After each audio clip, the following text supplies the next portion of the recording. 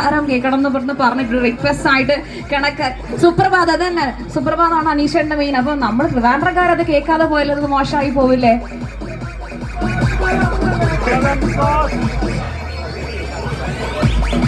പറയണോ പറയണ്ടേന്നുള്ള കൺഫ്യൂഷനിലാണ് ആക്ച്വലി. കുറേ മീഡിയക്കാരിങ്ങനെ നിൽക്കാണ്. എന്തായാലും ഇപ്പൊ സമയത്രേ 11 മണിയായി. സുപ്രഭാതമൊക്കെ എന്താ പറയുക, നമുക്കൊരു 6 മണി, ഞാൻ കാലത്ത് ബിഗ് ബോസിൽ കാലത്ത് ഒരു 5 മണിയോട് കൂടെ എണീക്കാറുണ്ട്. അപ്പം എണീറ്റ് പിന്നെ സോങ് വരുന്ന സമയം എപ്പോഴാണെന്ന് സത്യമായിട്ട് അറിയുന്നുണ്ടായിരുന്നില്ല. ആ സോങ് കഴിഞ്ഞിട്ടാണ് സുപ്രഭാതം പറയാറ്. സോ ഞാൻ വലിയ എന്താ പറയുക ഓളിയും ബഹളം ഇട്ടിട്ടൊന്നും സുപ്രഭാതം പറയുന്നില്ല. രാജകുമാരിക്ക് ഒരു സുപ്രഭാതം പറയാം. സുപ്രഭാതം രാജകുമാരി, സുപ്രഭാതം. സുപ്രഭാതം പറയൂ. അനു പറയാണ് അനുവാണ് രാജകുമാരി എന്ന് വിചാരിച്ചു എന്ന്.